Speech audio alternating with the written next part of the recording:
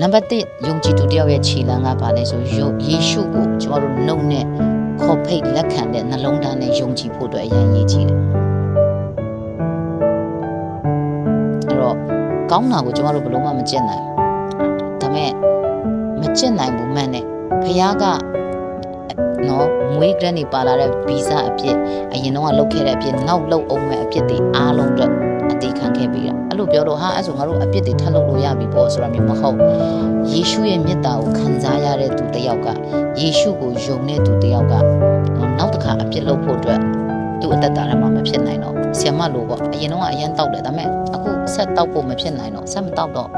အရင်တော့နော်ကွန်စားတယ်ဆိုတော့အရက်တောက်တယ်ဥပမာပေါ့နော်စိတ်လိမ်တောက်တယ်ဆိုတော့ဒါပေမဲ့ယေရှုကိုလက်ခံပြီးတဲ့နောက်ပိုင်းမှာအဲ့ဒီလူကချားကိုချားနာတယ်ပြောင်းကိုပြောင်းတယ်ဘာဖြစ်လို့လဲကိုယ့်ရဲ့ရပိုင်ခွင့်တွေကိုလည်းကိုတီးသွားလို့ကိုယ့်ရဲ့ရပိုင်ခွင့်ကိုတီးတဲ့တယောက်ကလမ်းပေးမှာအလီလိုက်ပြီးနေမှာမဟုတ်ဘဝကိုစုပ်ပြတ်သက်